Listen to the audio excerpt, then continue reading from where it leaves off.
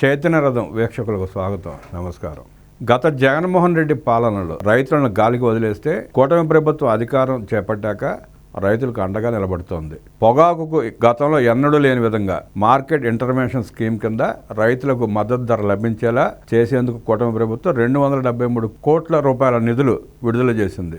దేశ చరిత్రలోనే ఇలా చేయడం ప్రథమం. ఈ స్థాయిలో మంచి పనులు చేస్తున్నా వాటిని చెప్పుకోవడంలో మనం విఫలమవుతున్నాం అని సమావేశంలో ముఖ్యమంత్రి చంద్రబాబు తీవ్ర అసంతృప్తి వ్యక్తం చేశారు. మంత్రులందరూ ఇలాంటి అంశాలను ప్రజల్లోకి తీసుకెళ్లడంపై దృష్టి సారించాలని దిశానిర్దేశం చేశారు. కేబినెట్ సమావేశంలో పలు కీలక అంశాలపై ముఖ్యమంత్రి మంత్రుల మధ్య చర్చ జరిగింది.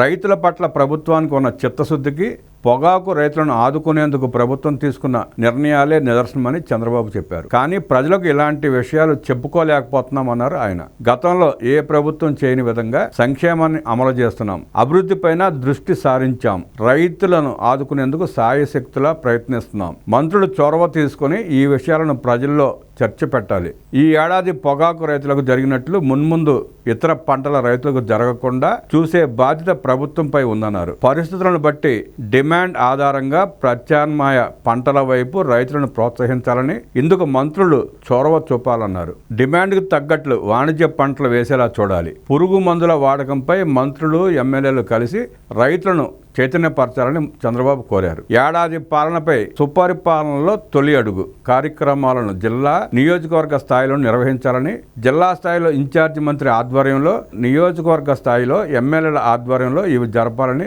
చంద్రబాబు ఆదేశించారు. జూలై 1 నుంచి ఏడాది పాలనపై ఎమ్మెల్యేలు ఇంటింటికి తిరగడం ప్రారంభించాలని, కూటమిలోని అన్ని పార్టీల నేతలను కలుపుకొని వెళ్లాలని దిశానిర్దేశం చేశారు.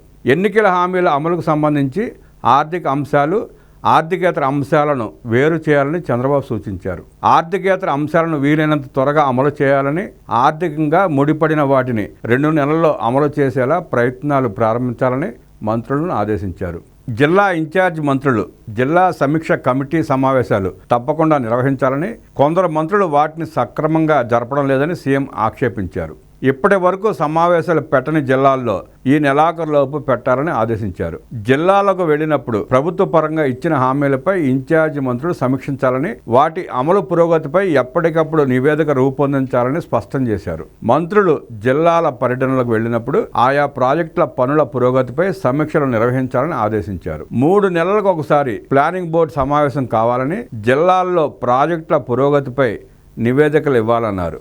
రెవెన్యూ సమస్యల పరిష్కారానికి తాను 24/7 గంటలు అందుబాటులో ఉంటానని, ఏడాదిలోపు రెవెన్యూ సమస్యలను 100% పరిష్కరించేలా అడుగులు వేయాలని చంద్రబాబు నిర్దేశించారు. సాంకేతిక సమస్యల సాకుతో దాటవేత ధోరణి వీడాలని సూచించారు. 15% వృద్ధి రేటు లక్ష్యంగా ప్రతి మంత్రి పని చేయాలన్నారు. పదవులు చేపట్టి ఏడాది పూర్తయిందని, ఇప్పటికే సబ్జెక్టుపై పట్టు వచ్చి ఉంటుందని, ఇకపై అభివృద్ధిని పరిగెత్తించాలని స్పష్టం చేశారు. అనకాపల్లిలో ఆర్ఎస్ఎల్ఆర్ మెటల్ స్టీల్ పరిశ్రమలు ఈ ఏడాది అక్టోబర్లో, వీలైతే సెప్టెంబర్లోనే ప్రారంభించి తొలి దశను 2028 నాటికి పూర్తి చేయాలని సీఎం ఆదేశించారు. అమరావతిలో ప్రభుత్వ పరంగా భారీ కన్వెన్షన్ హాల్ నిర్మించాలన్నారు.